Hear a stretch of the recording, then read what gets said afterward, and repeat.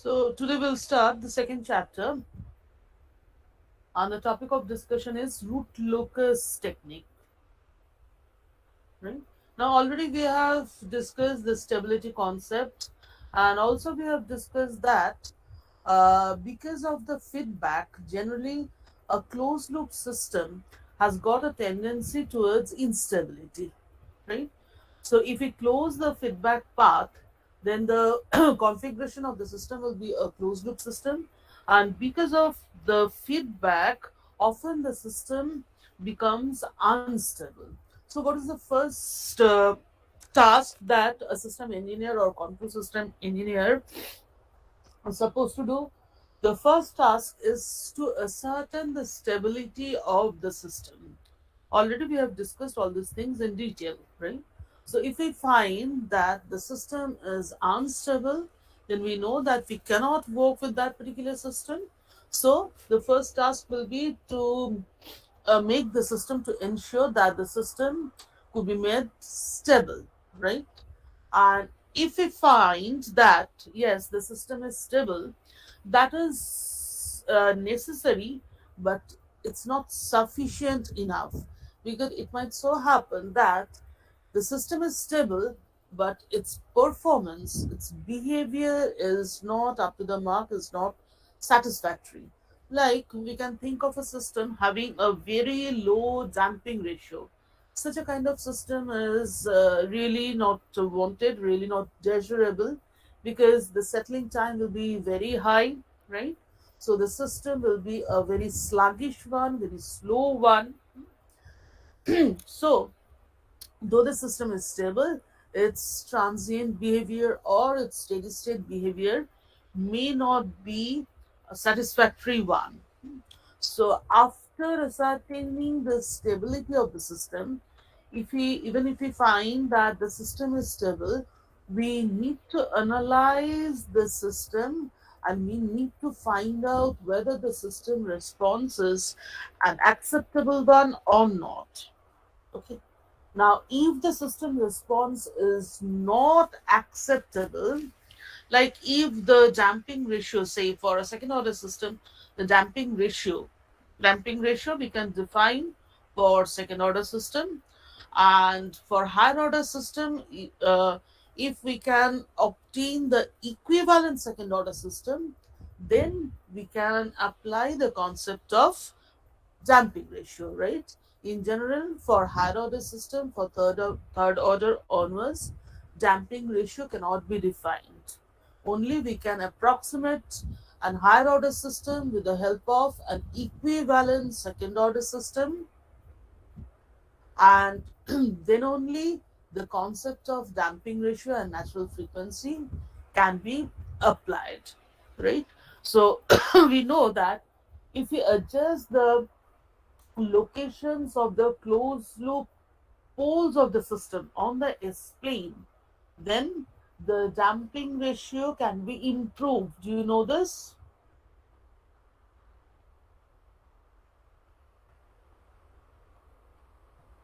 Hello?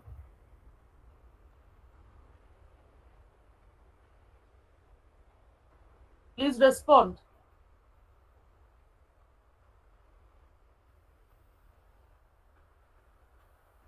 তো অন্য part ওয়ানে তোমাদের এখন কোন কি টপিক পড়ানো হচ্ছে? control system elements. Control system elements. Time response পড়ানো হয়ে গেছে?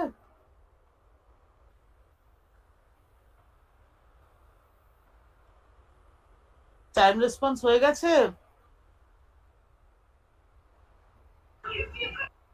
No, ma'am. আমি জানি না সিস্টেম থিওরিতে পড়েছো কিনা।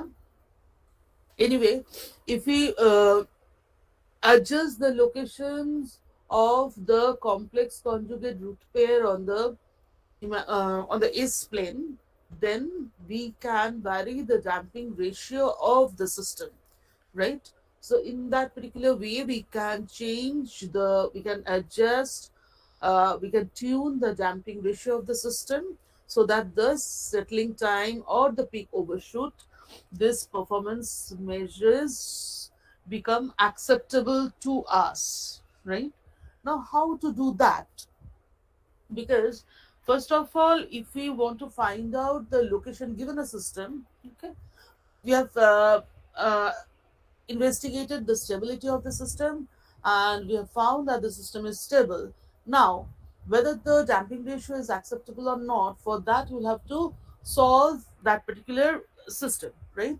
And you'll have to find out, you'll have to solve the characteristic equation and to find out the root locations on the S plane. Clear? Now, for a higher order system, if you want to find out all the root locations on the S plane, then we'll have to solve a higher order equation, which is the characteristic equation of the system, to find out the locations of all the roots on the S plane, which is a very tedious job, right? For seventh order or 11th order system, really to solve the characteristic equation is a very, very tedious job. Okay. So, but it's important to find out the locations of the root, and it might so happen that for adjusting the behavior of the system, for adjusting the performance of the system, often we vary a parameter of the system. Okay. Or we can vary several parameters of the system. For the timing, we are assuming that we are varying a particular parameter of the system, right? So if we vary the parameter, that means the variation in the parameter will be reflected in the coefficients of the characteristic equation. Do you agree? Yes, ma'am. Right? So for different values of the parameter, repeatedly we'll have to solve the characteristic equation for to find out the locations of the roots on the S plane, right? So the task becomes more laborious, right?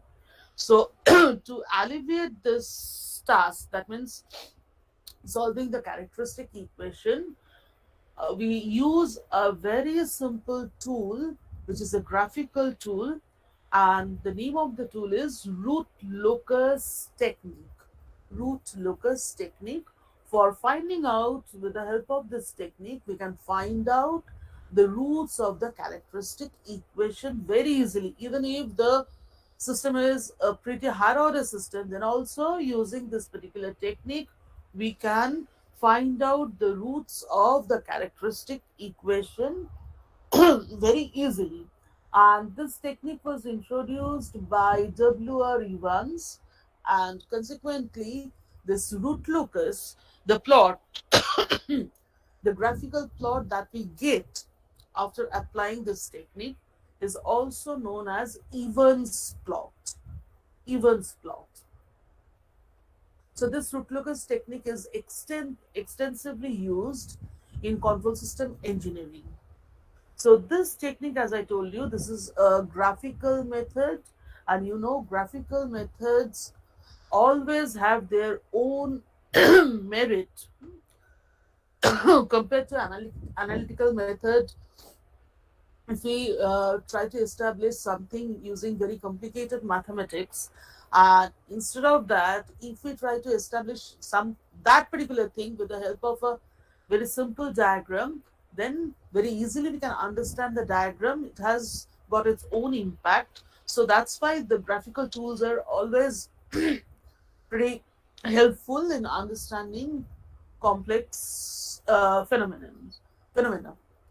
Anyway, so this is a graphical tool, and if we vary a particular system parameter over a wide range,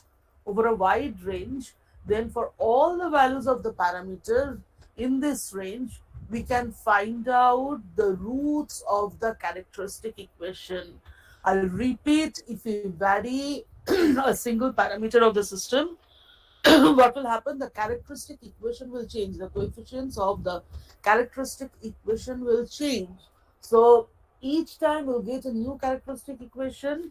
So if we go for the traditional method, then each time we'll have to solve the characteristic equation. Instead, if we use Root-Lucas technique, we'll see that for all the values of the parameter in this range, we can very simply find out the locations of all the roots, and the parameter may be varied from 0 to infinity. So you can appreciate the range 0 to infinity.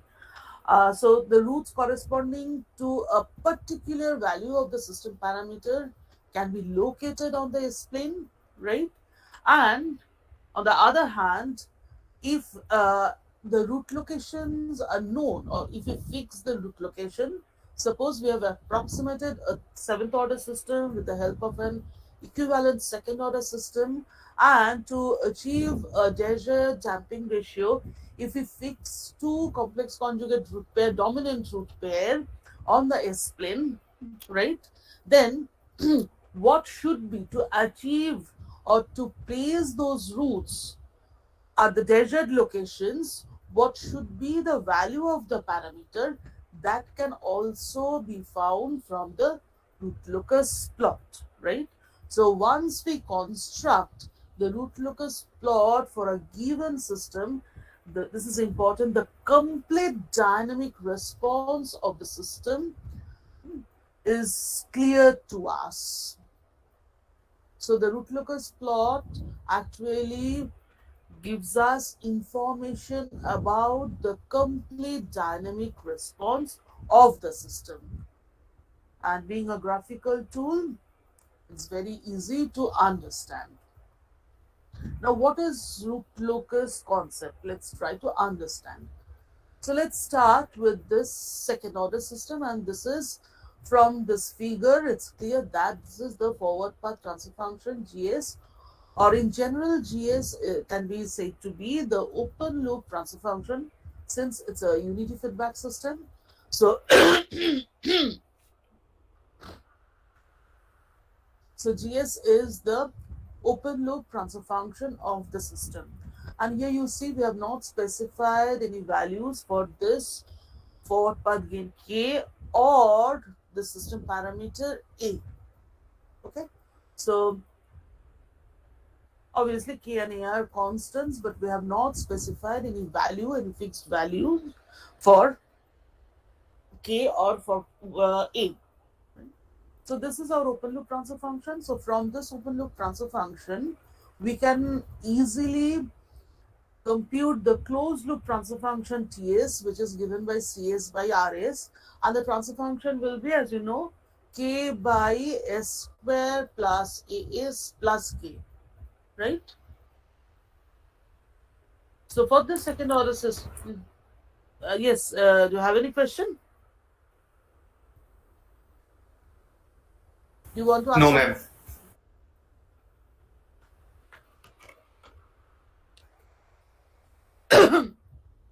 So our characteristic equation in this case, since it's a second order system, so the characteristic equation is a second order equation. It's given by S square plus As plus K is equal to 0.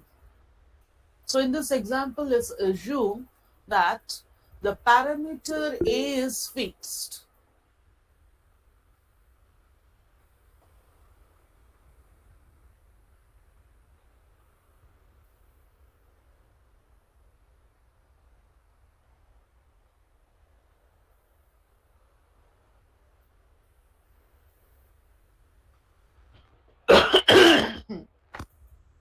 And in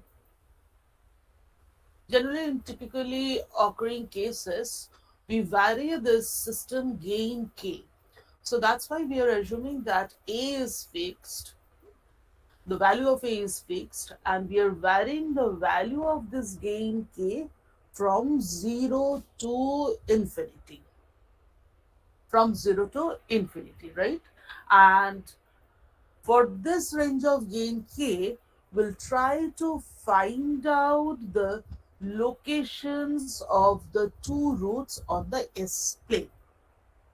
So if we solve this equation, In general, the generic expressions of the two roots s1 and s2 will be given by minus a by 2 plus minus under root a by 2 whole square minus k. Is this expression correct? I guess so.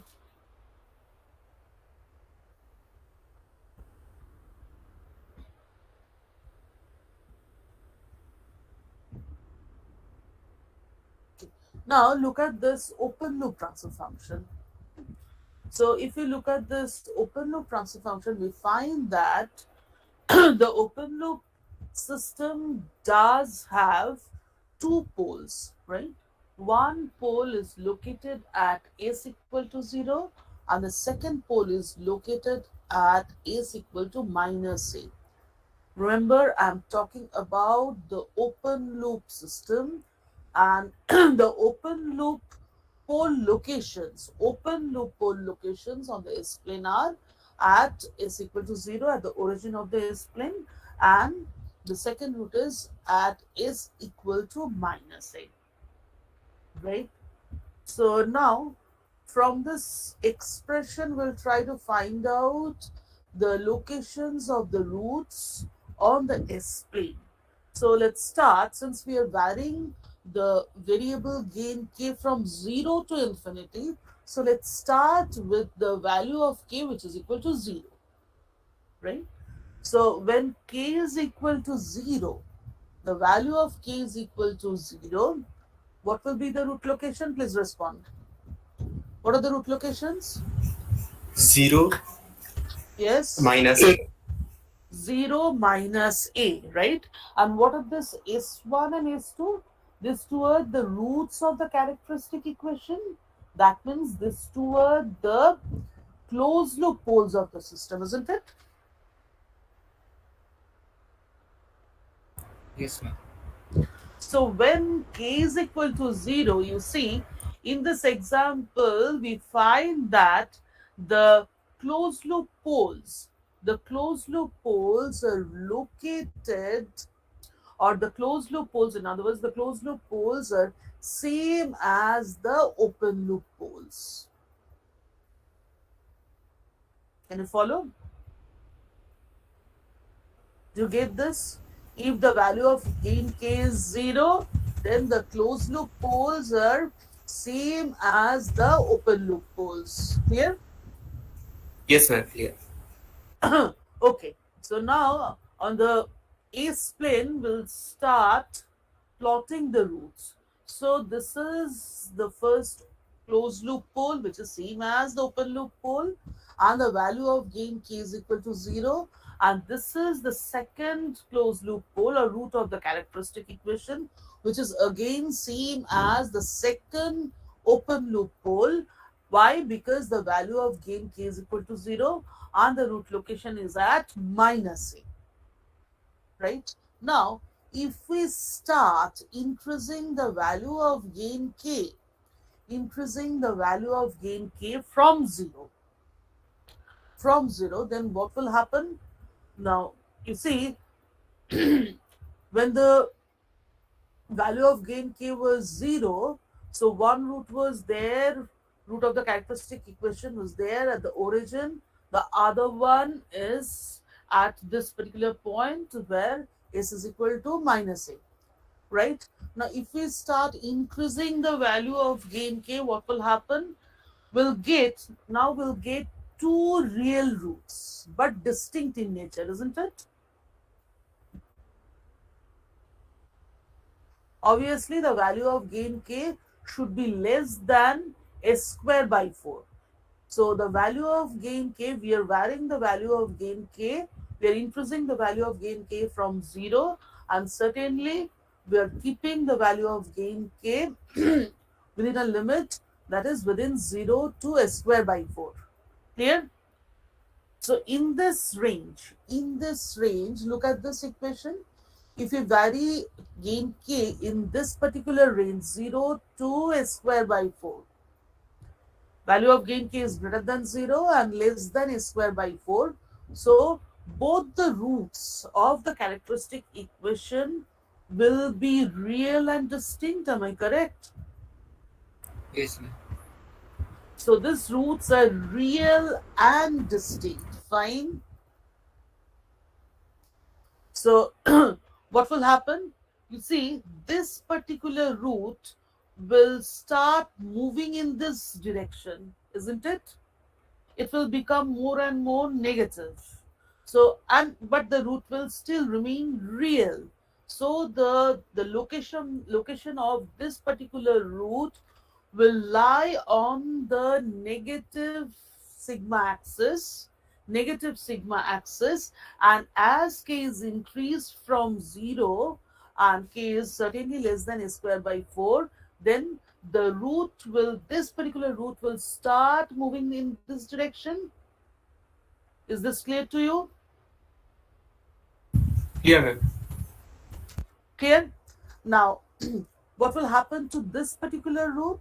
As we increase the value of gain k from 0 and keep the value of gain k less than a square by 4, so this root will remain a real root, but this root will become less negative, and hence the location of the root will change, and the change will be, or we can say that this root will start moving along the negative real axis, but in this direction, in the direction of this arrow. Have you understood this?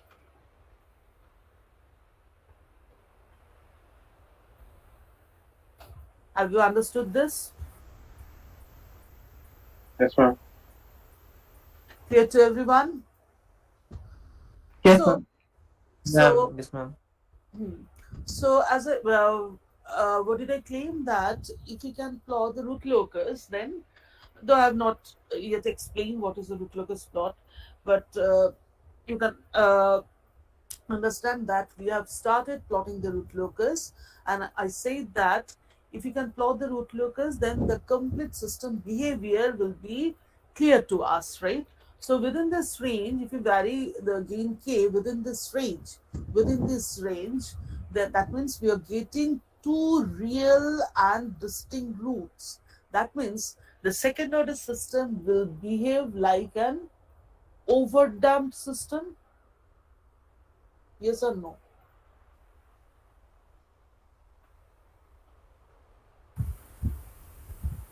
Yes, ma'am. Okay.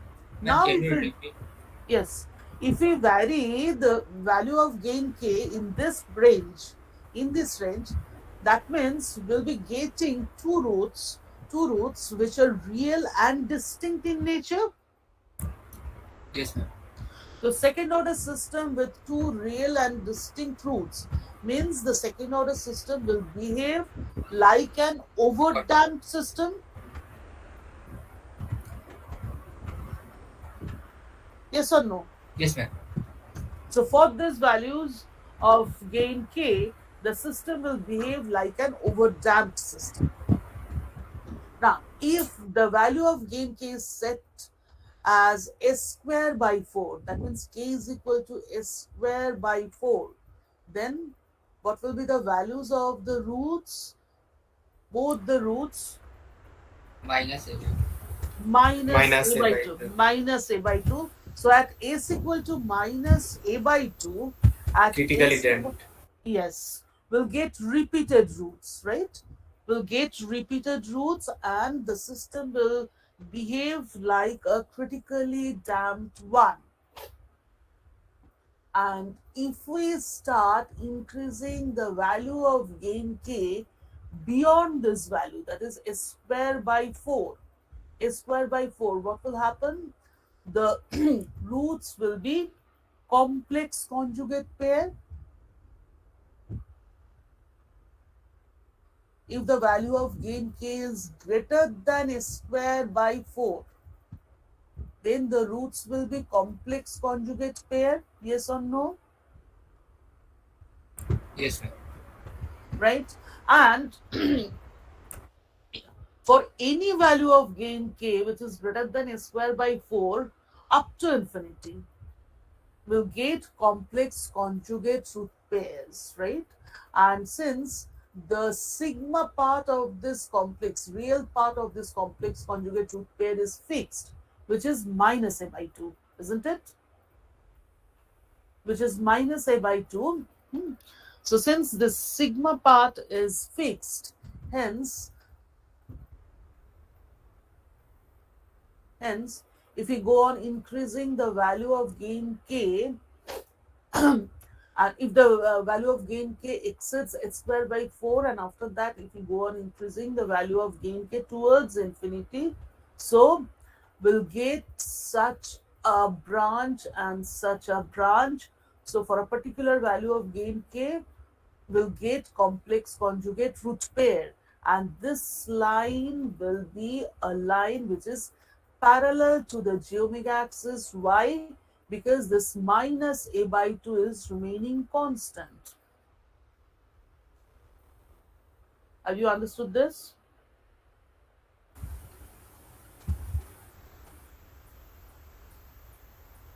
Do you Yes, ma'am. have, do you have any question, any doubt?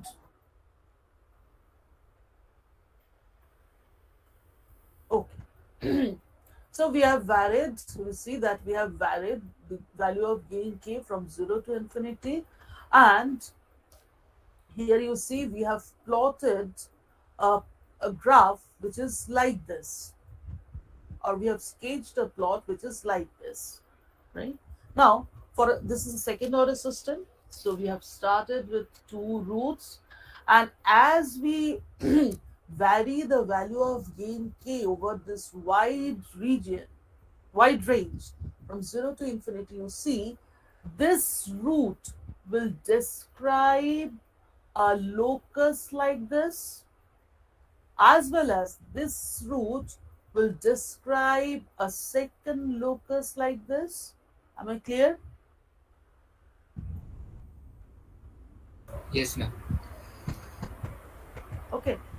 So that means these two roots, as we are varying the value of gain k, the two roots are describing two loci. And this two loci together is called the root locus plot of the system. So for a second order system, actually we'll get two loci. So we can generalize this concept for an nth order system, since the characteristic equation will have n number of roots. N number of roots, and if we vary any parameter of the system, or just like this case, if we vary the forward path gain k over a wide region, then those n number of roots will describe n number of loci on the S plane.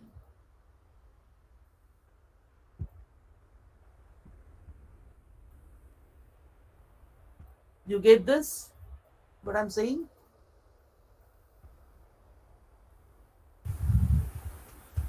Yes, ma'am. Now in root locus technique, generally we don't call this loci. Instead, we call one loci is called one root branch, the second loci is called the second root branch, right? And all these two root branches together is called the root locus plot of the system. So for nth order system, there will be n number of root branches, n number of root branches, and n number of root branches combined together will give us the root locus plot of the system. So just try to follow these bold lines. Bold lines. That means the roots of the whatever be the value of the gain k, the roots, two roots of the system will lie on these bold lines, isn't it?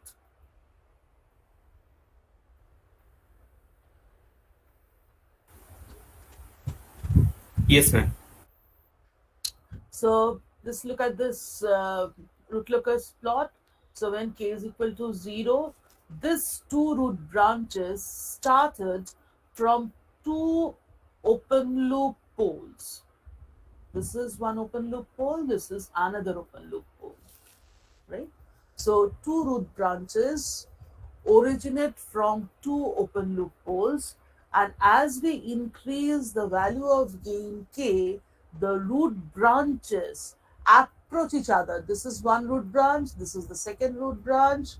The two root branches approach each other, right? That's why this arrow direction, that's why this arrow direction approach each other. And for a value of gain k which is s square by 4, the two root branches meet at this point where the value of s is equal to minus a by 2, right? Now, if we increase the value of gain k beyond that value, beyond s square by 4, now see, this root branch is along the negative real axis, this root branch is also along the negative real axis. Hence, these two root branches are called real root branches.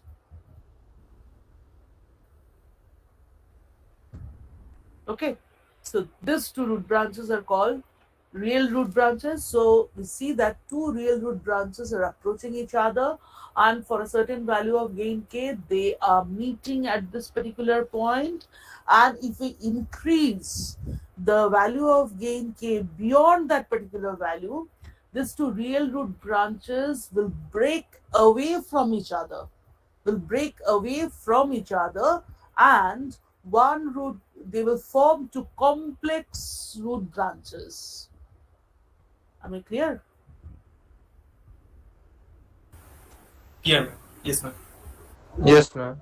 So they will form two complex root branches, right? And these two complex root branches will tend towards infinity as k tends to infinity. That means for any value of gain k, the two roots or two closed loop poles will be either on this root branch or on this root branch or on this root branch or on this root branch. Okay. So fine. So if the value of gain k is greater than s square by 4, so two real root branches will break away and form two complex conjugate root branches. That means if the value of gain k is greater than s square by 4, we are getting complex conjugate root pair, and hence the system will behave like an underdamped system. Am I clear? Yeah. What about the stability of the system? Can we judge the stability of the system, absolute stability of the system, from this Root-Lucas plot? Yes, ma'am. What is the conclusion, inference about the stability? Stable, ma'am. Why? Because the real Yes. part is always negative here. So So that means whatever be the value of gain k, always the two closed loop poles or roots of the characteristic equation will lie in the left half of the S plane, isn't it?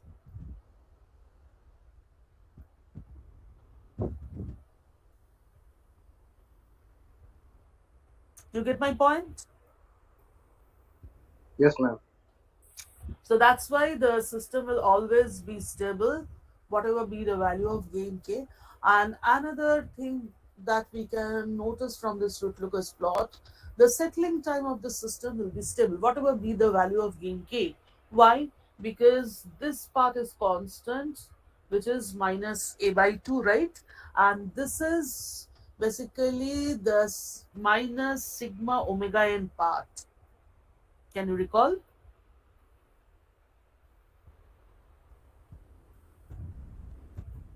Can you recall? This is minus sigma omega n. yes, ma'am. Sorry. Minus zeta omega n. Sorry. Sigma is equal to zeta omega n, right?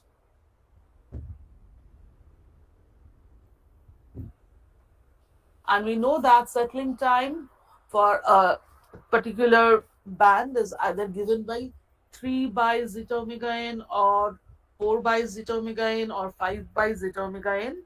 So since the zeta omega n part is remaining constant, and hence the settling time of the system will remain constant, right? And another interesting thing you see, now suppose the value of gain k is such that the complex conjugate root pair are appearing at these 2 points, right? So we may decide upon the fact that the damping ratio is not acceptable. That particular damping ratio is not acceptable. So if we want to improve the damping ratio, then calculating, we may find that the desired root location should be like this. Can you follow the cursor?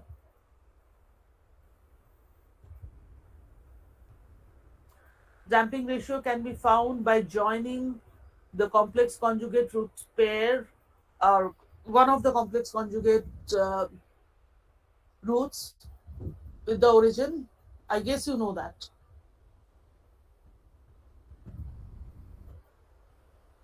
Yes or no? yes, Yes, ma'am. ma'am. Right. So this angle will give us cos inverse zeta. So if we decide to adjust the roots at this particular point, then from this root locus, we can find out, we can compute what should be the value of gain k so that the roots will be relocated at these 2 points.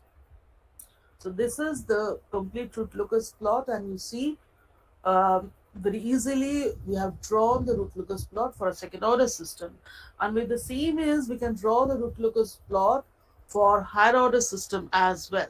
Now, how to obtain the root locus plot? Let's assume that this is the characteristic equation. Let's assume that the characteristic equation delta s or qs is equal to, we know that, you don't have to assume anything anyway. The delta s is the characteristic equation, and that is equal to 0. Now delta s can be expressed in this form: 1 minus summation of some pm1, and this expression will be clear. Please note the expression, note down the expression, and this expression will be clear. Now I'm not explaining this one because I'll explain this expression when we'll discuss signal flow graph. Note down this expression as well as write down SFG, wide signal flow graph.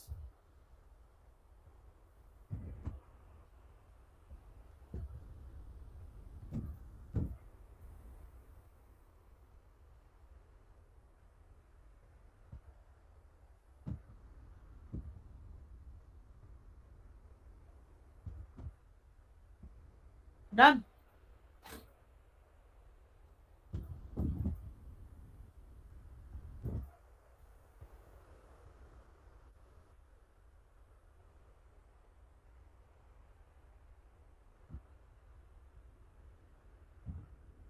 Done.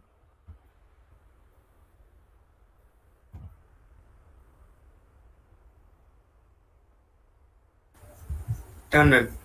Yes, ma'am. Okay. So this can be written as delta S is equal to 1 plus PS, and since this is the characteristic equation, so it will be equal to 0, right? Now in case of a single loop system, for a single loop system, that means we do have one single feedback path. So this PS could be written as GSHS, that you know. So the characteristic equation QS for a single loop system. This is the generic expression for multi-loop systems. Okay, for single loop system, PS will reduce to GSHS, and the characteristic equation will be 1 plus GSHS equal to 0.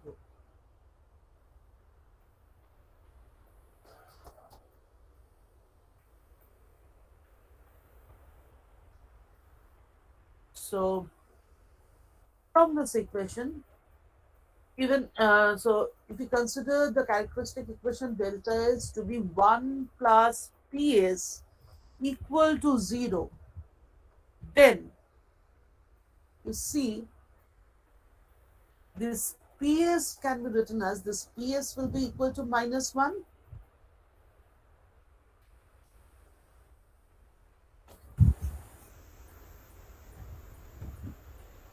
Yes, sir. right?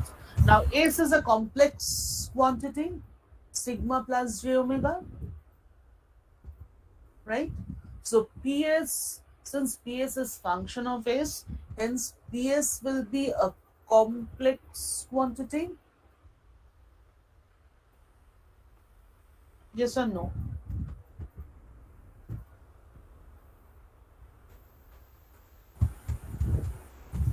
Yes, ma'am. So PS will have one magnitude and will have phase angle. So PS equal to minus 1, this equation PS equal to minus 1 can be broken down into two equations. Okay, so the first one gives us the magnitude of PS. So from this equation we can write magnitude of PS is equal to 1, is equal to 1, and because of this negative sign, now the second equation, the angle of PS will be equal to odd multiples of 180 degree.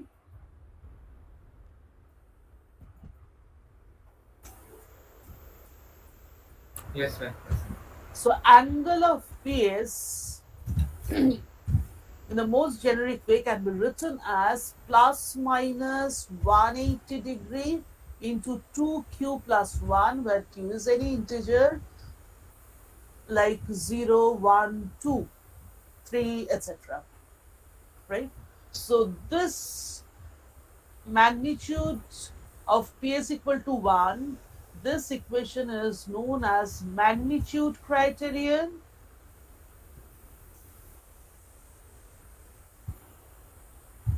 And the second equation, angle of PS, which is equal to plus minus 180 degree into 2q plus 1, is known as angle criterion,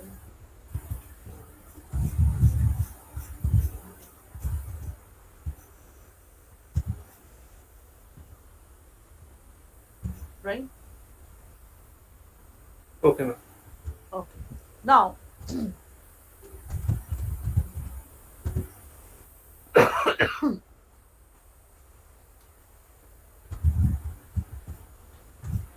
now root locus, actually, the points on the S plane, all the points on the S plane which satisfy this angle criterion will lie on the root locus of a given system.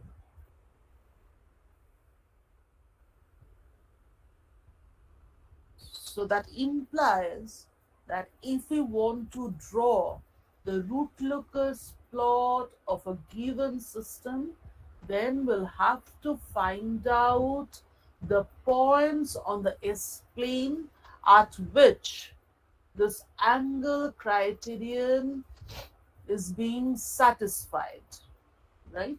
So if we can find out a good number of such points on the S plane, then if we join those points with the help of a smooth line, we'll get the complete root locus of the system.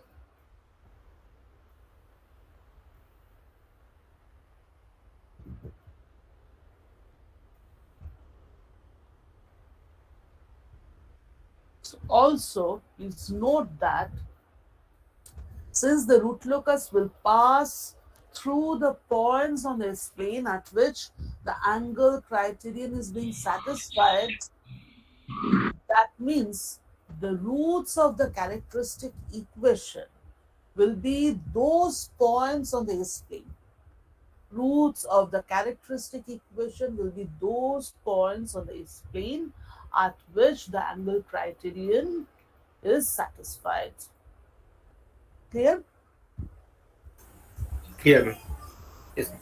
Now, what is the necessity of magnitude criterion? We'll see that. Now, this is one example. Please go through this example and try to solve this. Okay.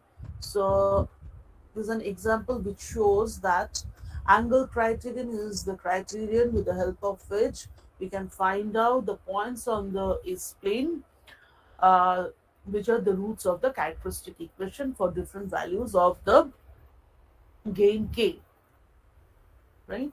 So they have computed the angle, phase angle, right? And I'm not discussing this one. This is a very simple one. From this equation, they have computed the locus. You see, look at this equation. This is the locus of a circle. So these are the two open loop poles, and two root branches are originating from this two open loop poles, right? And at this point they will break away, and this is one complex root branch, this is the second complex root branch. Yes, this is a second order system. Again, these two complex conjugate root branches will meet at a point on the real axis, and as we can see that one root branch will tend towards the zero, open loop zero of the system, and the other root branch will tend towards infinity. And remember here, zero represents an open loop, the circle represents an open loop zero, and this cross represents an open loop pole.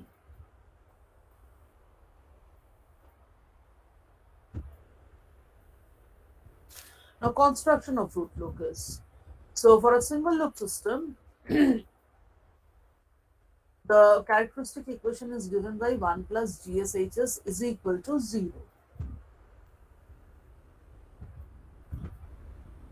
So, here GSHS has been expressed in time constant form. Here GSHS has been expressed in Polzner form. So we'll work with this expression. So we'll consider that GSHS has been expressed in Polzner form. Why? What is the reason? What could be the possible reason? Why are we considering this one? Preferring this one rather. If we know this one, we can express GSHS in this form as well. Or if we know that the GSHS in time constant form, we can express in pole zero form. But we are preferring this particular form, that is pole zero form. Why? Graphical মেথডে use করা যেতে পারে graphical method easily pole zero form Is that the only reason? Ma'am উপরের কেসটা যে কে ড্যাশটা রয়েছে সেটা original, মানে আমি প্যারামিটার হিসেবে ধরতে পারবো না, তাওগুলোকে বাইরে বার Doesn't matter, আমি তো এখানে কনভার্ট করি। ম্যাম অ্যাকচুয়ালি ওটা হ্যাঁ, মাল্টিপ্লিকেশনের জন্য পোল জিরো ফর্মটা সুটেবল, কমপ্লেক্স মাল্টিপ্লিকেশনের জন্য পোল জিরো ফর্মটা সুটেবল। মানে অ্যাঙ্গেলটা অ্যাকচুয়ালি আমি ওটা এক্সপ্রেশন থেকে একবারে যদি আমি বলি generally the simple systems are expressed in pole zero form. The transfer function of a single loop system is generally available in pole zero form. Will you agree? And if you agree, then what could be the justification behind this claim?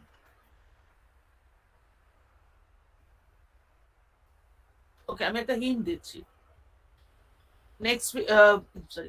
Last উইকে আমরা laboratory discussion করলাম identification of a linear system. Can you associate that particular experiment with this issue?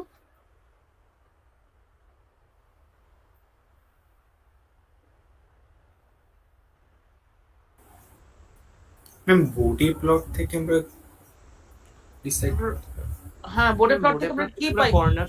Corner frequency গুলো পাই।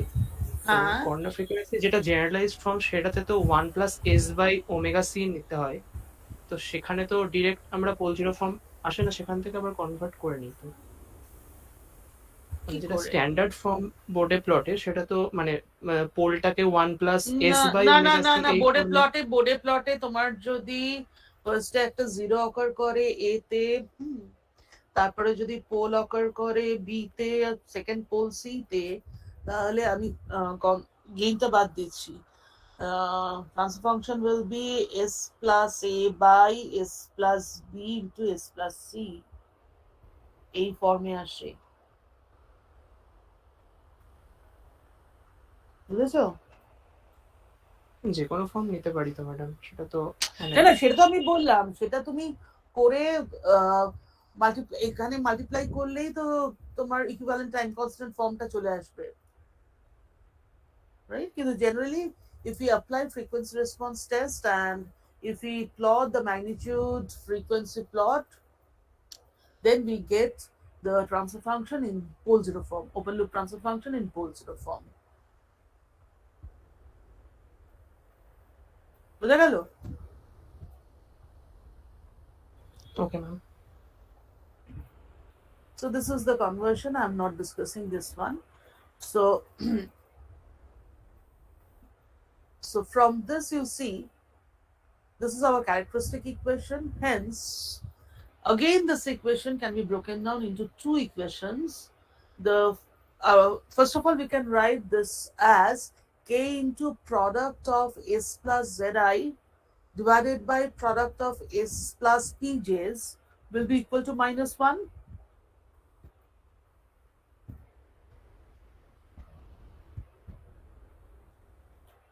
Will be equal to -1. Do you agree?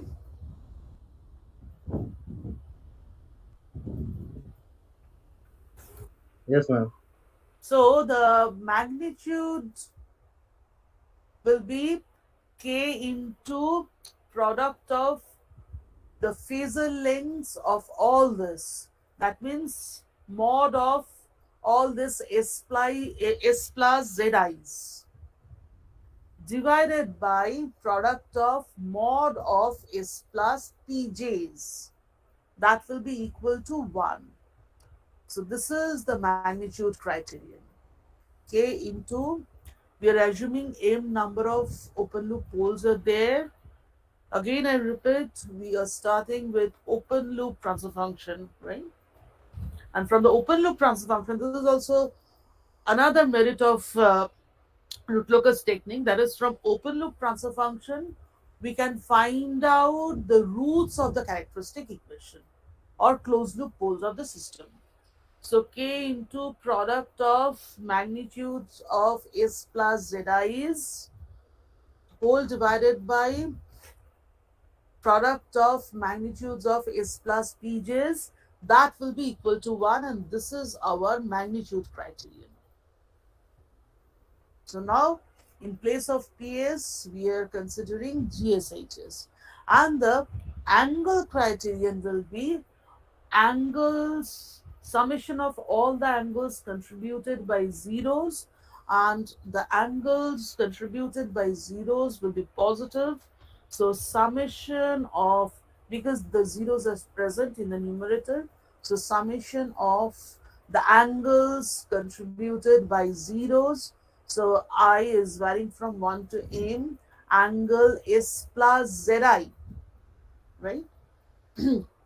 Minus summation of phase angles contributed by all the open loop poles, right? So minus summation of I varying from 1 to n, angle s plus pj. And that angle already we have seen that because of -1, because of the negative sign, this angle will now become or this angle should be odd multiple of 180 degree. That means this angle is equal to plus minus 2q plus 1 into 180 degree, where q is an integer. Please check whether you have understood these two equations or not, or these two criterion, angle criterion. Angle criterion and magnitude criterion or not.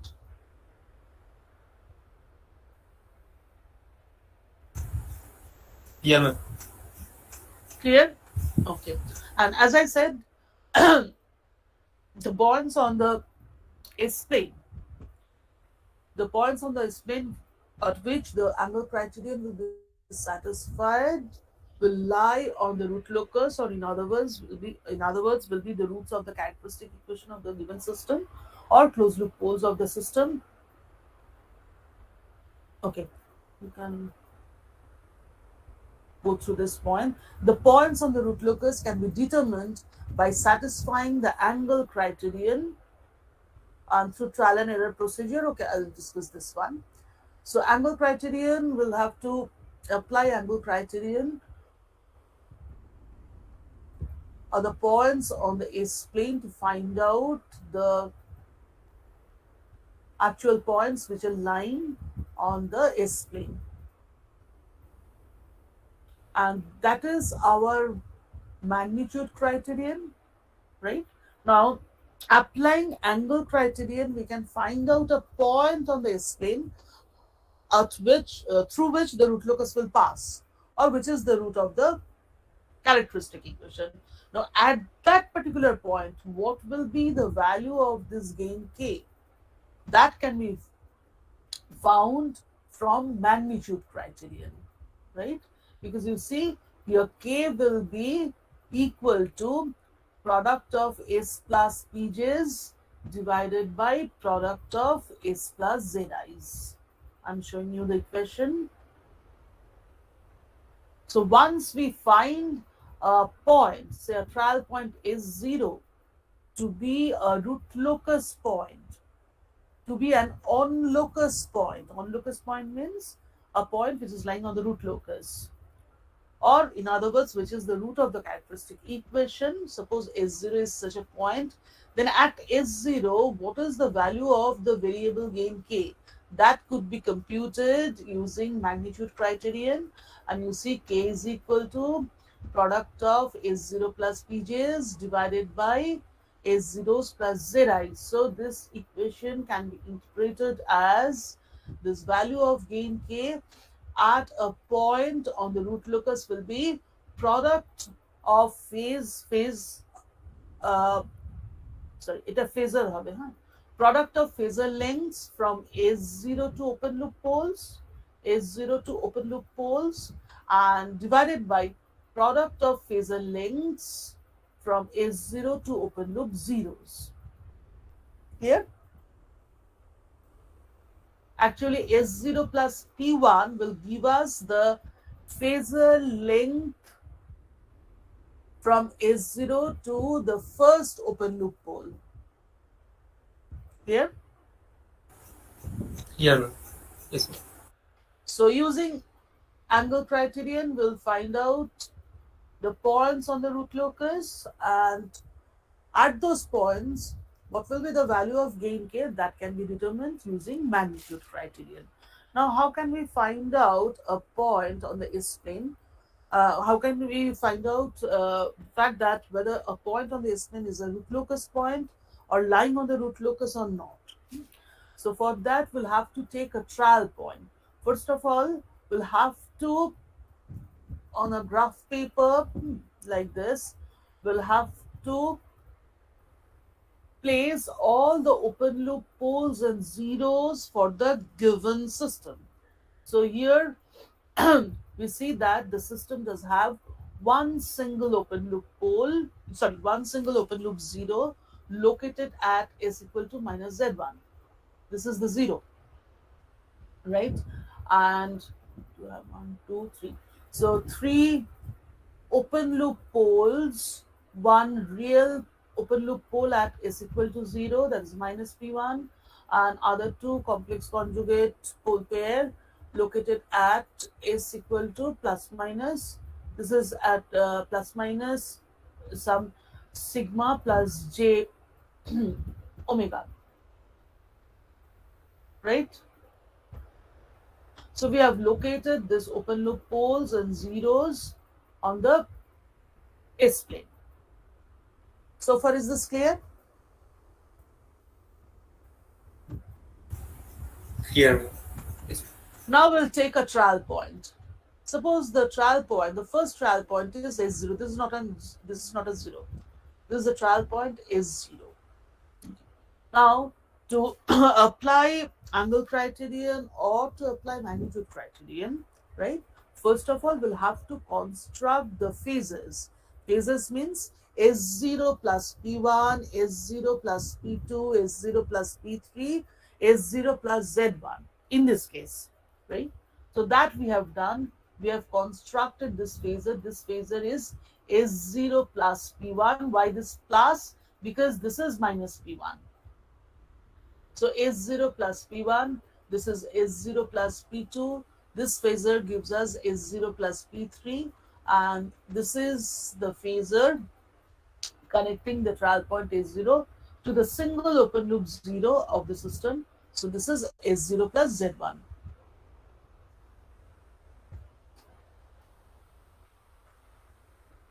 Right? So once we construct these phases, all these phases, now we can measure these angles. Will not use an protractor because the angle measurement may be incorrect if you do not select identical scales in both the axes, right? We can go for simple geometry, right? Or how can we measure the angle of this given phasor? What is the second method? What could be the second method? A very easy method. Tan inverse the coefficient of কিচ্ছু দরকার নেই S0 is a point on the S plane. Similarly, P1, this is an open loop pole, but P1 is also a point on the S plane, right? So this S0 plus P1, this representation is in Cartesian form or rectangular form. Yes or no?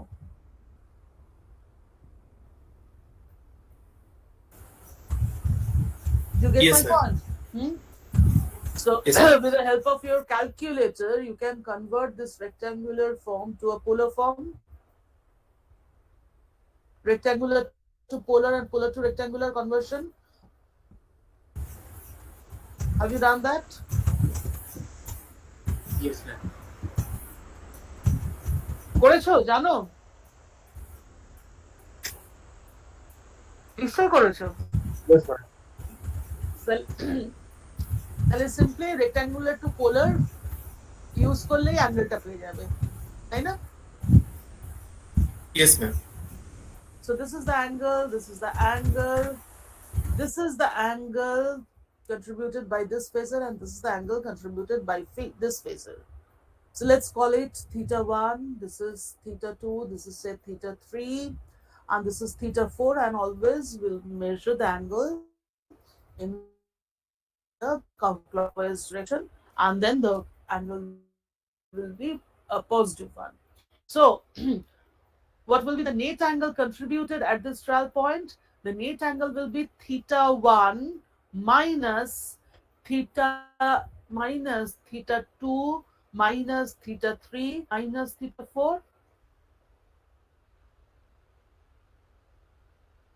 In this case,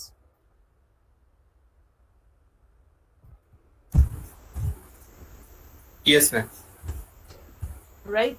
So this is theta 1, this is theta 2. So let's call this angle, the total angle, to be theta. So if we find that theta is odd multiple of 180 degree, plus minus 180 degree, then we can conclude that yes, S0 is one on-locus point. That means S0 will lie on the root locus, or again in other words, S0 is a closed loop pole of the system, or S0 is one of the roots of the characteristic equation of the system. Is it clear? Here, ma'am. Yes, ma'am. So if S0 doesn't satisfy angle criterion, then we'll have to shift the trial point. Slightly we'll have to shift the trial point either in this direction or in this direction. Anyway, so with the help of this trial and error method, we can find out the points trial and error procedure. So this is the trial and error procedure. So with the help of this trial and error procedure, we can locate on the S-planes at least around 1000 to 1500 points, so that we can join the points with the help of a smooth line, and that will give us the complete root locus plot of the system.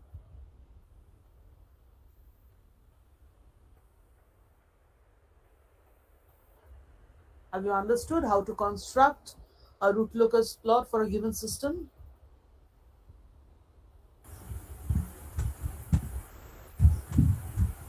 Last part I will repeat it. So if we get that yes, S0 is one onlocus point, then we'll have to find out certainly some other onlocus points, so that we can join those points to get a smooth locus.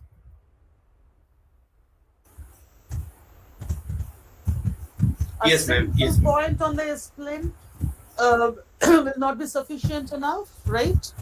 So Yes, ma'am. to at least to get a smooth curve, at least a smooth curve, near smooth curve on the S-plane, we'll have to find out at least In 1000 to 1500 points okay. minimum. Okay. So if a system is given in your exam, if a system is given and if you are asked to construct the root locus plot, then you'll have to adhere to this procedure. So will you be able to complete the No, problem? ma'am. No, ma'am. Are you sure? Confident? Okay. So whenever we 1500 use, point, how can? so whenever we use a computerized tool for computing root locus, that means your control CC, your program CC, or MATLAB, etc. There we follow this particular procedure, but manually it's not possible to construct a root locus in this way using this trial and error method. So what to do? The advantage is also even showed us that there are certain rules, very simple rules, hardly 8 to 9 rules. And with the help of those 8 to 9 rules, we can construct very fast, very quickly, we can construct the root locus, an approximate root locus of a given system. And the approximate root locus is good enough for analysis purpose or even for design purpose, right? So we don't need an accurate. If you have a computerized tool, then it's fine. Otherwise, we don't need to, particularly for analysis purpose, we don't need an accurate root locus. But what we'll do, using those simple rules, we'll construct an approximate root locus, and we'll use that root locus for analysis purpose of a system or for designing a compensator for the system as well, right? So from this we can conclude that root locus technique is not only an analysis tool, it's also a design tool as well.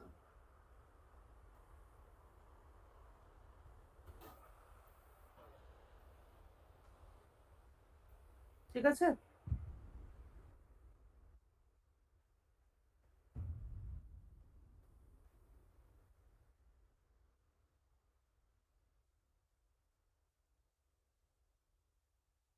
Somewhere it's written. Certain rules have been developed for making a quick approximate sketch of the root locus. The approximate sketch provides a guide for selection of a trial point such that more accurate root locus can be obtained by a few trials. So far what we have discussed, do you have any question?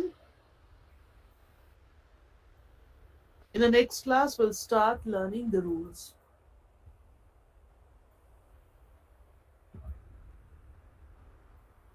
Do you have any question?